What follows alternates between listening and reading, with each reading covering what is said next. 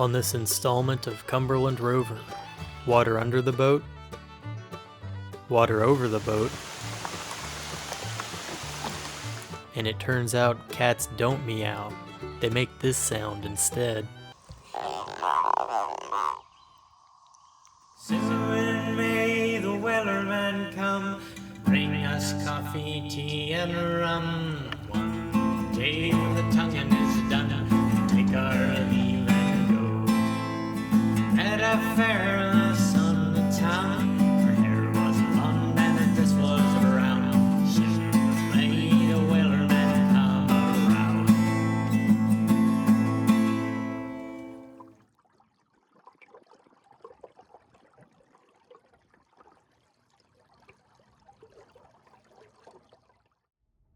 It's the middle of May and I'm crossing over the Tennessee River on Highway 641 just below Kentucky Dam. As a result of some very heavy rainfall in the region over the past week, the engineers are spilling a ton of water with every single gate open. This is really not very common. This means the lake level is almost certainly abnormally high above Summer Pool, and this can present some fun opportunities for boating.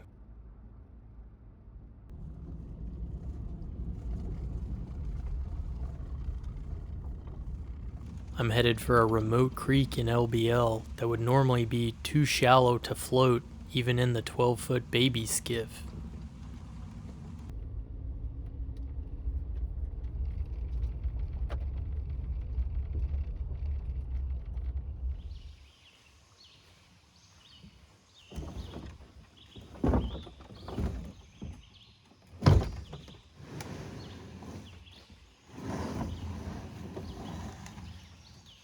Launching from a fording area where the creek intersects a jeep trail, I plan to float all the way downstream to the lake. That'll require some luck though, as there's always a possibility of encountering a log jam or some other obstruction.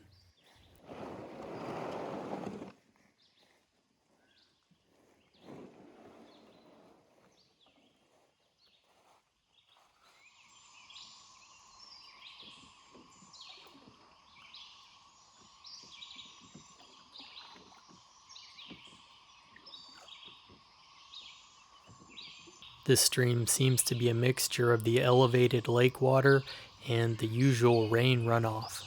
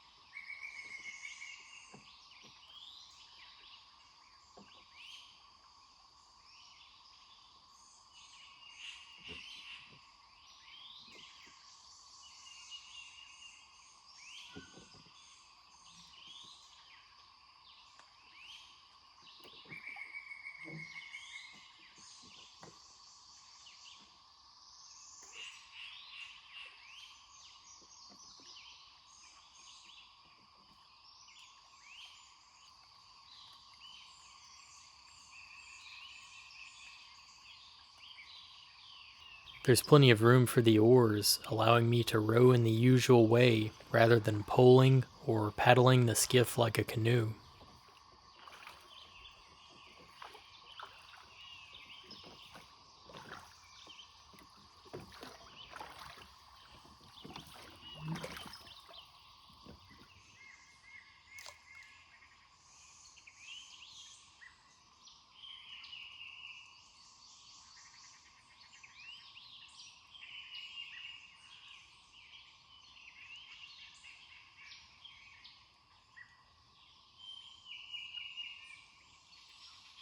To me, this is what small boats are all about, experiencing the perfection of nature without the noise and stink of an engine.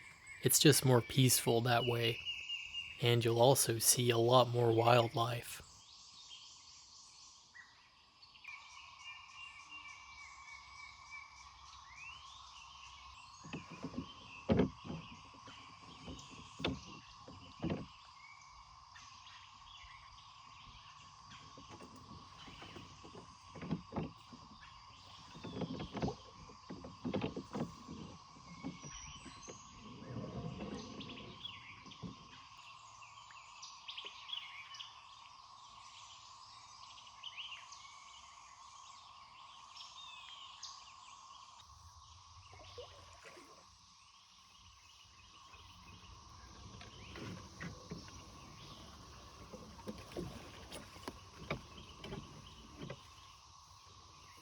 I floated this creek once a few years ago in a kayak and was doing some fishing, and I caught a ton of yellow perch, which are not common to this area.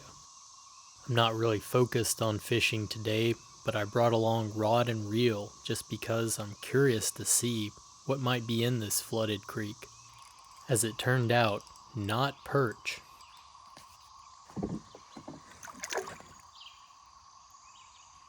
These channel cats really seem to love my bluegill bug lures. I think I've caught more catfish than bluegill on the bluegill bug. This one's actually a pretty good size.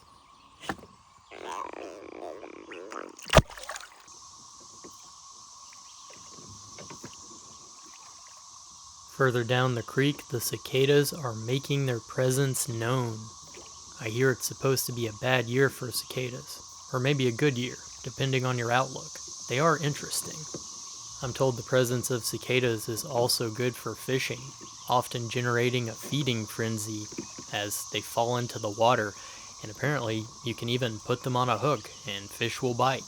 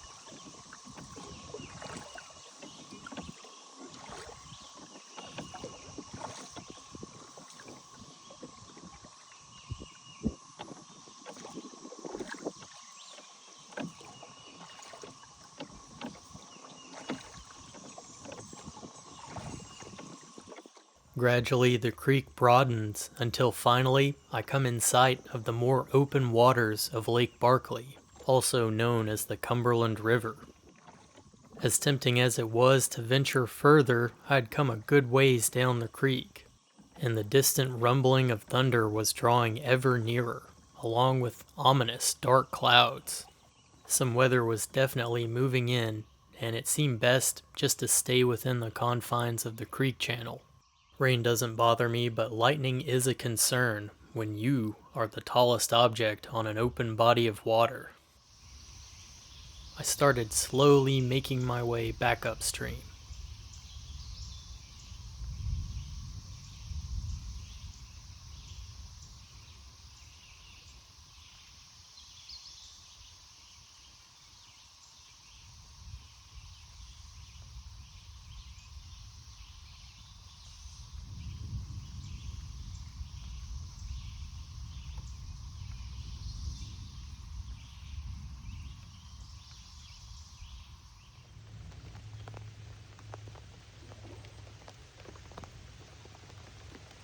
For me, it's hard to imagine anything more peaceful than a gentle rain on a pristine woodland stream.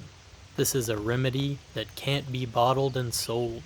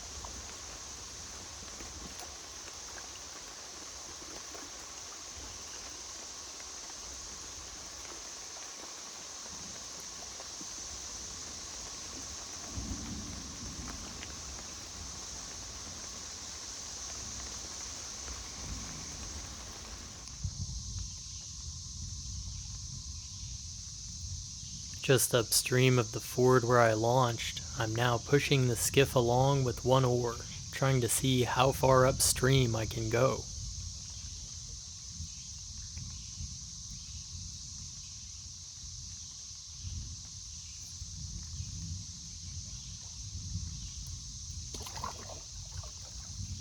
I've also recently discovered that a canoe paddling technique can be pretty useful in narrow waters like this.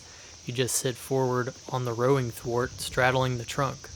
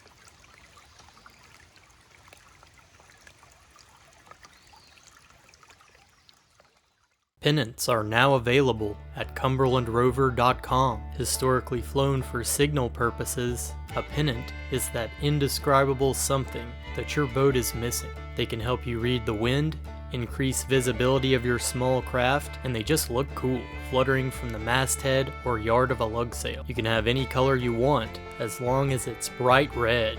I have 2 styles of pennant now available at cumberlandrover.com.